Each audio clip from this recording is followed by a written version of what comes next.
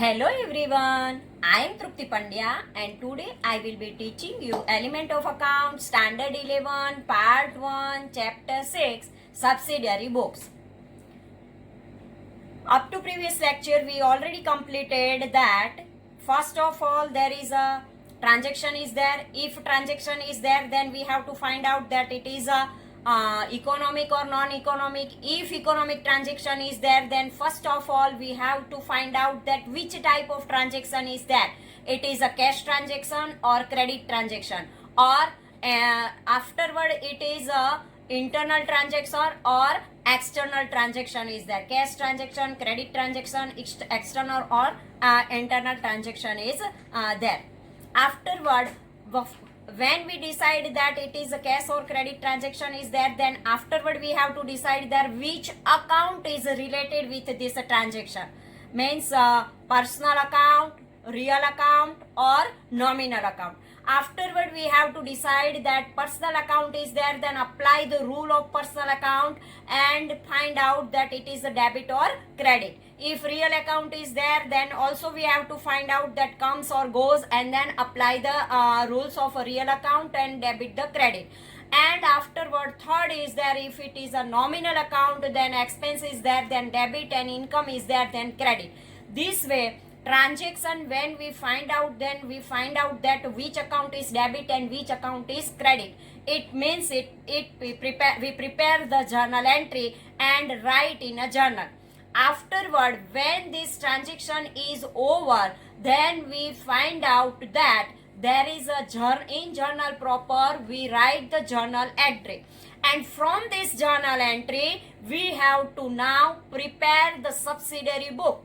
What is the meaning of subsidiary book? Subsidiary books means purchase book, sales book, purchase return, sales return. These four subsidiary books are very important. When we prepare the purchase book, at that time only credit purchase transactions we have to write in a purchase book.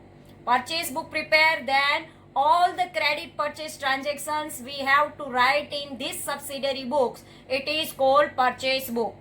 If there we prepare the sales book, then in sales book only credit sales transactions we have to write, then it is called the sales book. This subsidiary book is called sales book. If there is a credit purchase is there and now it is a return, then it is called purchase return book. If there is a credit sale is there and afterward this return, then it is called the sales return, and so we have to write this transaction in sales return book. All the cash transaction, expense and income transactions we have to write in a cash book. And if there is a bills receivable or bills payable is there, then also we have to prepare for the receivable and payable.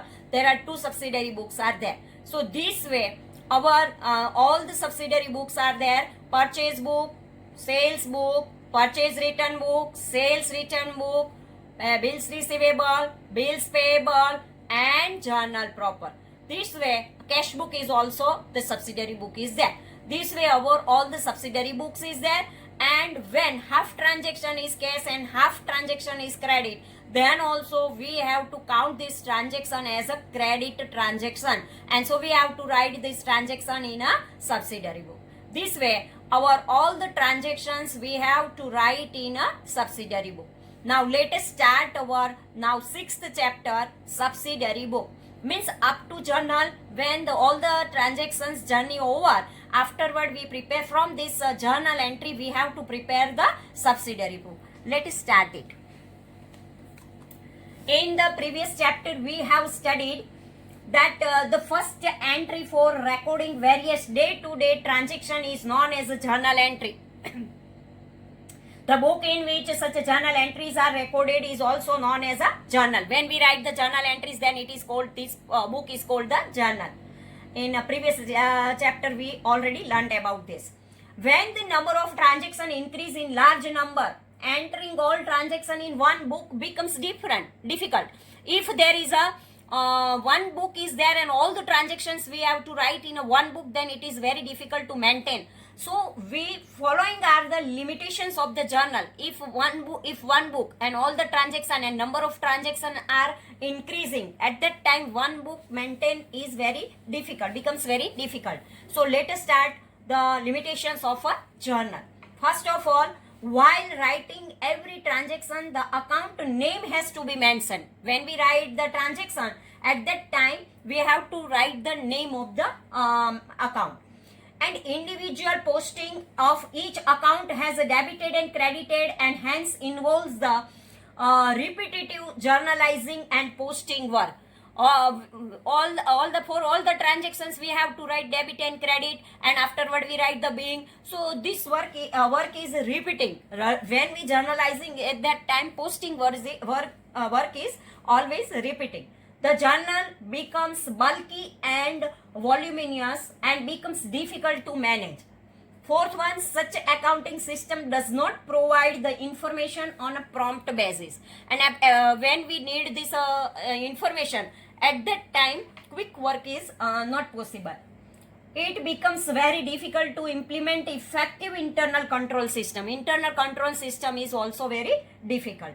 So from these limitations, in order to overcome these limitations, the journal is subdivided into subsidiary books. Because of the use of computer, these limitations have been naturalized. Here, for the large number of transactions which are repetitive, a separate book of a journal is kept. For example, for credit purchase, for credit sale, cash sales, specific transactions are noted in specific books. Such a separate books of a journal are known as a subsidiary books. Meaning of subsidiary book. Subsidiary books refer to the journals kept for a specific transaction of a similar nature. If purchase is there, then we have to write in purchase book. If sales is there, then we have to write in a sales. Means same transaction is there, that we have to use the same subsidiary book for all the types of same transactions. Subsidiary books are also known as day books. A separate book for each subdivision is maintained. For example, for recording all credit purchase transactions, purchase book is prepared, and for recording all credit sales transactions, sales book is prepared. If credit purchase is there, then we have to use the purchase book, and if credit sales is there, then we have to use the sales book. Types of subsidiary book. Each enterprise keeps the subsidiary books as per their business requirements. Generally, following subsidiary books are used in large business. First of all, cash book, cash journal, simple cash book, single column cash book and bank column cash book, means 2 column cash book are there. Cash and discount column, cash and bank column, otherwise bank and discount column. These 2 column, first is simple cash book, one only cash column is there. It is 1 column cash book is there. Second, cash and discount, cash and bank, bank and discount, and cash and bank. This type 2 columnar cash book is there. Third is cash, bank and discount, 3 columnar cash book is there. First, simple cash book for recording cash transaction, cash and bank, bank and discount, cash and discount for recording cash and bank transactions, or cash and discount and bank and discount transactions are there. And for 3 columnar cash book for recording cash, bank and discount transaction. Afterwards, second subsidiary books is goods subsidiary book, means goods means asset. Goods subsidiary books is there at that time, purchase book, sales book, purchase return and sales return. These 4 subsidiary books are there. When goods related transaction is there, then purchase return, sales return is there. Purchase book for recording credit purchase of, for recording credit purchase return of goods, sales return book. There is a for recording credit sales return of goods. Subsidiary books for bills. There is a bills receivable book and bills payable book is there. Bills receivable book for recording bills receivable drawn, and bills payable for recording bills payable accepted. Now, journal proper. In journal proper for recording transactions not covered elsewhere in above subsidiary books. If in any subsidiary book this transaction is not written, we have to write this all the transaction in a journal proper. This way, this type of all the subsidiary books are there. First, cash book, purchase book, sales return book, purchase return book, and journal proper. In cash book, 3 types of cash book is there: simple cash book, 2-column cash book, and 3-column cash book. So this way, bills payable, bills receivable is there, and then journal proper is there. Now let us start the advantages of a subsidiary book. The advantage of using subsidiary books are as under: division of work. When we use the subsidiary book, there is a division of work is there. The accounting work can be divided among different persons. As example, allocate work for purchase book and sales book to different person. Afterward, division of labor. Accounting work in accounts department may be assigned to a person possessing the required skill. Hence, economic, accurate, prompt and easy accounting informations can be obtained. Thus, keeping subsidiary books gives the benefit of a division of a labor. Due to the above mentioned benefits, following benefits can also be achieved. First, audit work becomes simple and prompt. Account preparation work becomes simple and prompt. Time is saved and analytical information is made available promptly. Now, subsidiary books for goods. The item with which the business enterprise entity deals is called goods by them. As per the study in previous chapter, cloth is goods for clothing traders. The books in which the business entity records credit, purchase, sales and return transactions are called goods subsidiary books. Hence, there are 4 types of subsidiary books of goods are there. Purchase book, purchase return book, sales return book is there. Now here it is given type of goods subsidiary book: purchase book, credit purchase, sales book, credit sales, purchase return book, credit purchase return, sales return, credit sales return. Let us see in purchase book what we write. Purchase book, subsidiary book in which only credit purchase transactions are recorded is called purchase book. The goods in which a trader deals in a credit purchase and sales, the credit purchase details are recorded in a purchase book. Cash purchase transactions and purchase of any other assets are not recorded in a purchase book. Partial cash transactions and partial credit transactions are considered as a credit transactions and are recorded in a purchase book. Net amount of a credit purchase of goods is recorded in a purchase book. Net amount of purchase is equal to total amount of credit purchase minus trade discount. Trade discount is not recorded in a book. Purchase book can be maintained in different ways. Mainly, purchase book can be maintained in following 2 ways: purchase book, simple purchase book and columnar purchase book. Purchase book with columns according to type of goods. Goods and expense columnar purchase book. Thus, there are 2 types of purchase book: simple purchase book and columnar purchase book. Further, columnar purchase book is also divided into 2 types: columnar purchase book according to types of goods, goods and expenses columnar purchase book, purchase book with column for goods and expense. So, in purchase book also there are types of goods are there, goods and expenses are there, and purchase book with column for goods and expenses. This type of purchase books are there. Now, first of all, simple purchase book. When a businessman is purchasing only one type of good, generally simple purchase book is maintained. Even when more than one type of goods are purchased, a separate simple purchase book for each type of goods can be maintained. Say specimen of a simple purchase book: date, name of supplier, inward invoice number, ledger folio number and amount.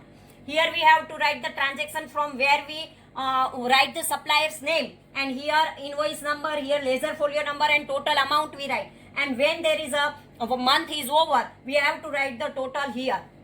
What is the date? In above specimen, first column is the date. The date on which the credit purchase transaction has taken place is recorded in this column. It is very simple. Name of supplier from whom we purchase this good. It is our supplier. In this column, name of supplier from whom goods are purchased and details of goods purchased are entered. Afterward, there is an inward invoice number. The number of a bill or invoice issued by supplier is recorded in this column, bill number. Afterward, ledger folio number, the page number of the ledger on which the amount is credited in the account of the concerned supplier is recorded in this column. Next column is amount. Amount of a net purchase arrived at after deducting trade discount is recorded in this column. Besides, expense paid by supplier on behalf of a purchaser are also included, which are recorded in a journal proper. For this information and explanation, let us see the first illustration. Illustration number 1. From the following transactions, prepare a purchase book in the book of Harish Kumar. 2015 March 1. Goods of rupees 10,000 purchased from Mahesh on 1 month credit. This is credit transaction. Goods of rupees 15,000 purchased from Hasmukh by 10% trade discount. 15,000 minus 10%, 1,500. 15,000 minus 1,500, 13,500. Invoice number 15. Goods of rupees 8,000 purchased from Manish for cash. Here cash word is there and our condition is there. We have to write only credit transactions in our purchase book. So this transaction is a cash transaction, and so we not write this transaction in our purchase book. Now place order with Naveen. It is only place the order, so it is non-economic transaction, and so we not write this transaction also. So this date number 6 and date number 14 we not write in our purchase book. Afterward, furniture of rupees 6,000 purchased from Sriji. Furniture is a asset, not goods. We have to write the goods if purchase, and if it is credit purchase, then only we have to write in our subsidiary book. But this furniture is a asset, and so we not write this transaction in our purchase book. So these three transaction, purchase the Manish for cash, it is not because it is cash transaction. Place an order, it is non-economic transaction. Furniture is a asset, and so we not write. Now Naveen supplied goods as per order and sent his invoice number 314 after adding railway freight of 1,200. Now this transaction we have to write because it is related with 14, and on 14 place an order. But now Naveen supplied the goods, so it is actual purchase is there. Goods of rupees 4,000 purchased at 5% cash discount. When there is a cash discount is written, it means it is a cash transaction, and so we not write this transaction in our purchase book.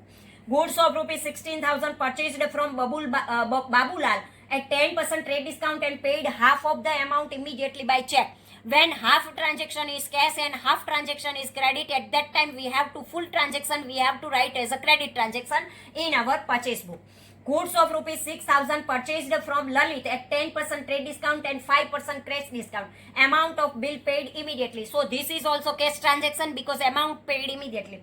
Goods of rupees 3,000 purchased from Rajesh, bill number 101.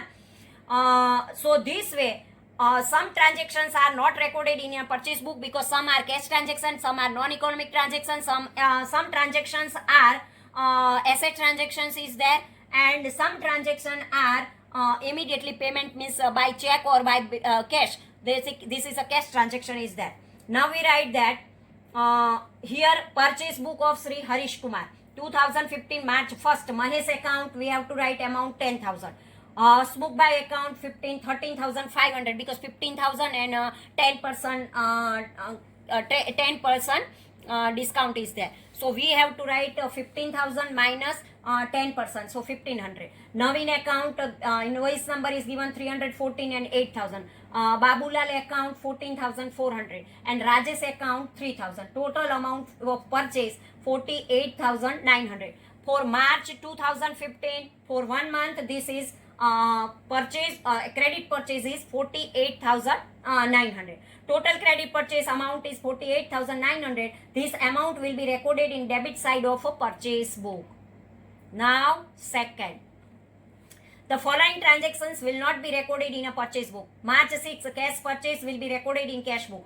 March 14, non-financial transaction will not recorded. March 18, fixed asset purchase credit will be recorded in a journal proper.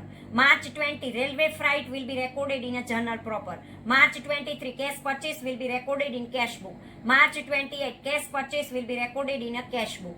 March 25, in this transaction, the half amount 7,200 paid Babulal will be recorded in a bank column of cash book, which will be studied in next chapter.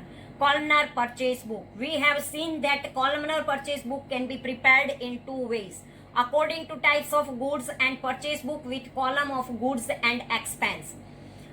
Columnar purchase book according to types of goods. When a businessman purchases goods of more than one type, columnar purchase book for each type of goods is prepared instead of a simple purchase book. If a cloth merchant is there, then there is a jeans pant is there, top is there, and another type of the clothes are there. So 2 or 3 types clothes is there. So when there is a types of goods are there, at that type there is a columnar purchase book is there. Otherwise, if electronic is there, then TV, radio, refrigerator, or all the things, different types of things are there, then they prepare the columnar purchase book. Simple purchase book is know the details and information about each variety of goods.